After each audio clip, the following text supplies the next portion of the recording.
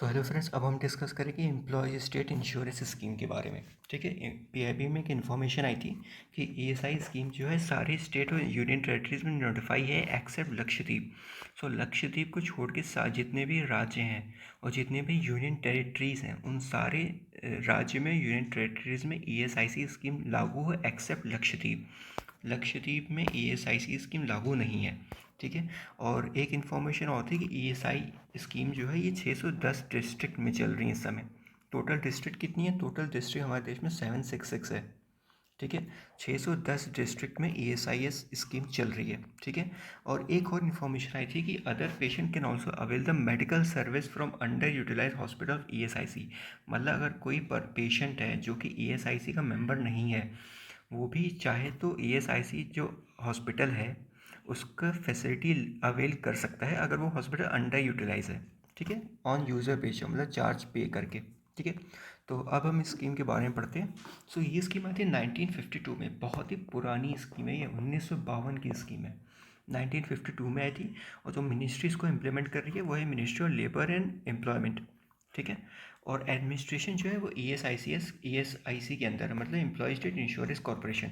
ठीक है, अब देखते हैं एप्लीकेबिलिटी कहाँ कहाँ पे लागू है। देखिए, जो भी नॉन सीजनल फैक्ट्रीज हैं, ठीक है, अगर वो कम से कम 10 या 10 से ज़्यादा पर्सन को एम्प्लॉय की हुई हैं तो उनको ईएसआईसी के अंदर आना ही आना है। नॉन सीजनल फैक्ट्री की बात हो रही है, सीजनल फैक्ट्री की बात नहीं हो रही है। ठीक है, पहला कंडीशन। और कुछ राज्य या कुछ यूनियन टेरिटरीज जो हैं उन्होंने इस स्कीम का कवरेज और एक्सटेंड कर दिया है। फॉर एग्जांपल, कोई शॉप है या कोई होटल है या कोई रेस्टोरेंट है या सिनेमा है या एजुकेशनल इंस्टीट्यूशन है या प्राइवेट मेडिकल इंस्टीट्यूशन है, अगर वो 10 से ज़्यादा बंदे को एम्प्लॉय किए हुए हैं तो किसी किसी कोई कोई पर्टिकुलर स्टेट गवर्नमेंट है जिन्होंने इन पर भी ईएसआईसी स्कीम को लागू किया हुआ है। ठीक है, और ठीक उसी तरह सेंट्रल गवर्नमेंट ने भी कुछ कुछ जगह, मतलब जैसे शॉप्स हो गए, होटल हो गए, रेस्टोरेंट हो गए, या फिर जितने भी यहाँ पे इंस्टीट्यूशंस हैं, अगर वहाँ पे 20 से ज़्यादा पर्सन को एम्प्लॉय किया गया है तो सेंट्रल गवर्नमेंट वहाँ पे ईएसआईसी स्कीम लेके आई है। ठीक है, देखो फैक्ट्री पे मैंडेटरी है ही है अगर 10 या 10 से ज़्यादा एम्प्लॉयज़ को उन्होंने एम्प्लॉय किया हुआ है। कुछ कुछ जगह पे, कुछ कुछ राज्य में, कुछ कुछ यूनियन टेरेटरीज में, ठीक है, उन्होंने अपने अपने अनुसार उसको अमेंड करके एक्सटेंड किया हुआ है। ठीक है, उसी तरह सेंट्रल गवर्नमेंट जो है 20 से ज़्यादा एम्प्लॉयज़ अगर शॉप्स, होटल, रेस्टोरेंट रख रहे हैं तो वहाँ पे सेंट्रल गवर्नमेंट ने भी इस स्कीम को लागू किया हुआ है। ठीक है, अब देखो की फीचर की बात कर लेते हैं। सो कोई एम्प्लॉय जिसकी मंथली इनकम 21,000 है, कम से कम, ज़्यादा से ज़्यादा मैक्सिमम 21,000 है। ठीक है, या फिर अगर वो पर्सन विद डिसेबिलिटी है तो उसकी जो मैक्सिमम इनकम अगर 25,000 है, ठीक है, तो वो इस स्कीम के अंदर शामिल हो जाएगा। अगर मान लो कोई नॉर्मल एम्प्लॉय 30,000 रुपये कमा रहा है तो वो इसके अंदर नहीं होगा। ठीक है, मैक्सिमम जो वेज लिमिट है वो है 21,000 पर मंथ। ठीक है, और पर्सन विद डिसेबिलिटी केस में 25,000 रुपये महीना। ठीक है, अगर इतना कोई कमा रहा है या उससे कम कमा रहा है तो ईएसआईसी स्कीम में उसको आना ही आना है, बशर्ते फैक्ट्री जो है वो 10 या 10 से ज़्यादा एम्प्लॉयज़ रख रही हैं। ठीक है, अब देखो फाइनेंस कैसे होगा ये स्कीम को। तो एम्प्लॉयर्स और एम्प्लॉय दोनों मिलकर स्कीम को फाइनेंस करेंगे। जो एम्प्लॉयर है ना, उसका 3.25% जितना वेज पे किया जा रहा है एम्प्लॉय को, उसका 3.25% काट के एम्प्लॉयर जो है वो इस स्कीम में डालेगा, और जो एम्प्लॉय है वो अपनी तरफ से 0.75% कॉन्ट्रीब्यूट करेगा। ठीक है, 3.25% एम्प्लॉयर कंट्रीब्यूट करेगा, किसका? वेज का, एम्प्लॉय की वेज का। और जो एम्प्लॉय है वो अपने वेज से 0.75% कॉन्ट्रीब्यूट करेगा। ठीक है, अगर अगर एम्प्लॉय का जो डेली वेज है ना, अगर वो 176 रुपये से कम है, 176 रुपये से कम है, तो एम्प्लॉय फिर एग्जाम्शन, एम्प्लॉय को एग्जाम्शन दिया गया है। तब जो 0.75% का कंट्रीब्यूशन है वो एम्प्लॉय को नहीं करना होगा अगर इसका डेली वेज जो है 176 रुपये से कम है। ठीक है, अब देखो स्टेट गवर्नमेंट भी जितना जो मेडिकल बेनिफिट है, जो कॉस्ट ऑफ मेडिकल बेनिफिट है, उसका 1/8 शेयर स्टेट गवर्नमेंट बियर करेगी विथ पर कैपिटल लिमिट 1500 पर इंश्योर्ड पर्सन पर ईयर। ठीक है, जो स्टेट गवर्नमेंट है 1/8 share of cost of medical benefit, जो मेडिकल बेनिफिट, मान लो कोई मेडिकल बेनिफिट मिल रहा है तो 1/8 शेयर जो है वो स्टेट गवर्नमेंट बियर करेगी। पर कैपिटल लिमिट है 1,500 रुपये पर इंश्योर्ड पर्सन पर ईयर। ठीक है। अब हम बात करते हैं कौन कौन से सोशल सिक्योरिटी बेनिफिट मिल रहे हैं। तो देखो, total 6 social security benefit ESIC scheme के अंदर मिलेंगे। पहला बेनिफिट है मेडिकल बेनिफिट। ठीक है।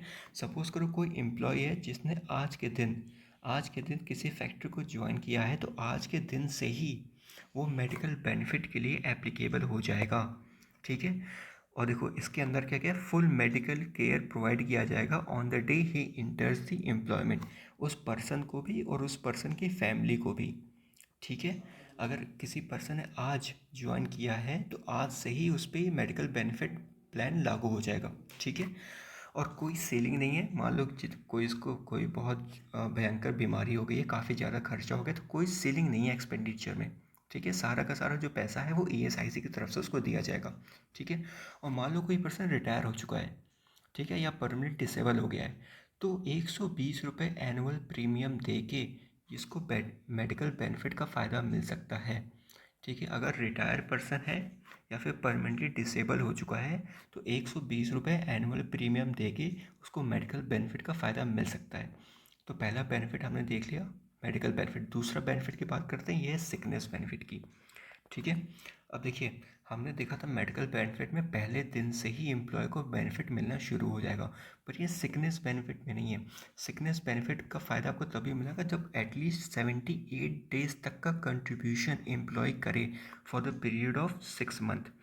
6 महीने के अंदर कम से कम 78 डेज का कंट्रीब्यूशन है एम्प्लॉय का, तभी उसको सिकनेस बेनिफिट मिलेगा। ठीक है। और कितना बेनिफिट मिलेगा, मान लो किसी कारण वो बीमार है, ठीक है, तो 91 डेज, 1 साल में 91 डेज तक का उसको सिकनेस बेनिफिट मिलेगा। और जितना उसका वेज होगा उसका 70% तक उसको सिकनेस बेनिफिट मिलेगा फॉर 91 डेज पर ईयर। 1 साल में 91 डेज का उसको बेनिफिट मिलेगा। ठीक है। और देखो, कुछ ना एक कुछ लिस्ट बनाई गई है डिसीज़ की। ठीक है। 34 टाइप्स ऑफ डिसीज़ की लिस्ट बनाई गई है। लिस्ट कौन कौन सी, इसमें कौन कौन सी डिसीज़ है ये जानना ज़रूरी नहीं है, बस ये याद रखिएगा कोई लॉन्ग टर्म डिसीज़ है। 34 टाइप्स की एक लिस्ट बनाई गई है। अगर इस लिस्ट में जो डिसीज़ है अगर वो एम्प्लॉय को हो जाता है, ठीक है, तो उसको एक तो प्रोविज़न है कि 2 साल तक उसको बेनिफिट मिल सकता है सिकनेस का। और जो उसको वेज मिलेगा वो 80% होगा। ठीक है। 80%। ठीक है। नॉर्मल केस में 70% वेज है 91 डेज़ के लिए। लेकिन अगर उसको कुछ ऐसी बीमारी हो जाती हैं जो कि 34 जो डिसीज़ की लिस्ट बना गई, उस डिसीज़ की लिस्ट में अगर वो बीमारी है, तो उसको 2 साल तक का 2 साल तक का सिकनेस बेनिफिट मिल सकता है। ठीक है। At the rate of 80% of the ways. ठीक है। और देखो, तीसरा भी इसमें क्राइटेरिया है कि मान लो कोई फैमिली प्लानिंग प्रोग्राम के ज़रिए अगर कोई बंदा है वो स्टेरिलाइजेशन, या कोई सपोज करो वो मैन या वुमेन जो है स्टेरिलाइजेशन करा रही है, तो 7 डेज तक की उसको उसको सिकनेस बेनिफिट मिलेगा। ठीक है। और जो वेज है वो 100% है। जितना उसको बेनिफिट है 7 दिन तक का उसको छुट्टी मिलेगा, और वो जितना लॉस 100 दिन का उसको होगा उसको बेनिफिट उसका बेनिफिट मिलेगा। ठीक है। लेकिन अगर जो जो प्रोसेस के ज़रिए वैसेक्टॉमी या टोबेक्टॉमी के ज़रिए अगर वो फैमिली बेनिफिट प्रोग्राम के ज़रिए अगर उसका ये करवा रहे हैं, ठीक है, तो उसको 14 डेज तक की छुट्टी मिलेगी। ठीक है। और 100% वेज मिलेगा। ठीक है। अगर स्टेरिलाइजेशन हो रहा है तो 7 दिन तक का आपको जितना भी आप छुट्टी ले सकते हो उसका आपको वेज मिलेगा पूरा 100%, जितना भी आपका लॉस हुआ है। और अगर आप वैसेक्टॉमी या टोबेक्टॉमी के ज़रिए फैमिली प्लानिंग हो रहा है तो 14 डेज तक का बेनिफिट मिलेगा 100% ऑफ वेज। ठीक है। ओके, सो हमने 2 बेनिफिट देख लिया, एक है मेडिकल बेनिफिट, एक है सिकनेस बेनिफिट। अब तीसरा बेनिफिट जो है वो है मैटरनिटी बेनिफिट। मैटरनिटी बेनिफिट जो है ना, 26 वीक तक मिला है, 26 हफ्ते तक मैटरनिटी बेनिफिट का फ़ायदा लेडी को मिल सकता है। और ये 1 महीना और एक्सटेंड हो सकता है ऑन मेडिकल एडवाइस। ठीक है। जो उसको रेट मिलेगा उसको 100% ऑफ द वेज। ठीक है। जितना उसका लॉस हुआ है 26 वीक तक उसको पूरा वेज उसको मिलेगा। ठीक है। लेकिन ये ऐसा नहीं है कि उसको पहले दिन से ही ये बेनिफिट मिलना शुरू हो जाएगा।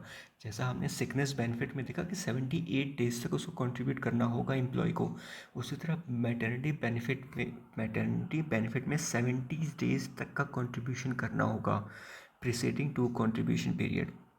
पिछले 2 कंट्रीब्यूशन पीरियड में तकरीबन 70 दिन तक का कंट्रीब्यूशन करना होगा, तभी आपको मैटरनिटी बेनिफिट का फ़ायदा मिलेगा।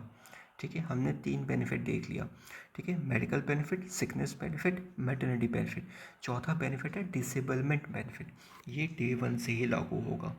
ठीक है। जिस तरीके से मेडिकल बेनिफिट डे 1 से लागू हुआ है, वैसे डिसेबलमेंट बेनिफिट भी डे 1 से लागू होगा। अगर डिसेबलमेंट टेम्परेरी है, जब तक वो डिसेबलमेंट है किसी व्यक्ति को, उसको 90% ऑफ द वेज मिलता रहेगा। ठीक है। अगर वो डिसेबलमेंट परमानेंट हो गया है तो 90% ऑफ द वेज को हमेशा मिलेगा। ठीक है, जब तक वो जीवित है। तो ये हो गया डिसेबलमेंट बेनिफिट। पांचवा बेनिफिट है डिपेंडेंट बेनिफिट। मतलब मान लो किसी ऑक्यूपेशन, कोई व्यक्ति काम कर रहा है, काम के जरिए उसकी मौत, मतलब किसी व्यक्ति मान लो कोई किसी काम में लगा हुआ है और उसी टाइम उस काम से उसकी डेथ हो जाती है, किसी कारण कोई एक्सीडेंट हो जाता है, कोई ऑक्यूपेशन हज़ार्ड हो जाता है, उसकी डेथ हो जाती है, तो 90% ऑफ द वेज मंथली जो है उसके डिपेंडेंट्स को मिलेगा। ठीक है। आपने एक वेब सीरीज़ देखी होगी संदीप भैया करके, उसमें ये डिपेंडेंट बेनिफिट में शो किया, जैसे एक व्यक्ति है, इलेक्ट्रिशियन है, तो बिजली बनाते हुए ना उसकी जान चली जाती है। ठीक है। आप अगर आपने देखा होगा और आपको पता होगा, तो इस बेनिफिट के ज़रिए उसको फ़ायदा मिलता है। ठीक है। सो अगर किसी काम करते हुए किसी हज़ार्ड में किसी व्यक्ति की डेथ हो जाती है, तो उसके डिपेंडेंट्स को 90% ऑफ वेज मिलेगा। ठीक है। लास्ट बेनिफिट है कुछ अदर बेनिफिट होगा, जैसे फ्यूनरल एक्सपेंसेस हो गया। ठीक है, तो वो आपको मिलेंगे। तो 6 सोशल बेनिफिट हमें मिलेगा। ठीक है। हमने कहा था, हमने सारा पढ़ लिया है, इससे ज़्यादा और कुछ कवर करने की ज़रूरत नहीं है, ऑलरेडी काफ़ी एक्सटेंसिव कवरेज हो चुका है। ठीक है। Okay, thank you.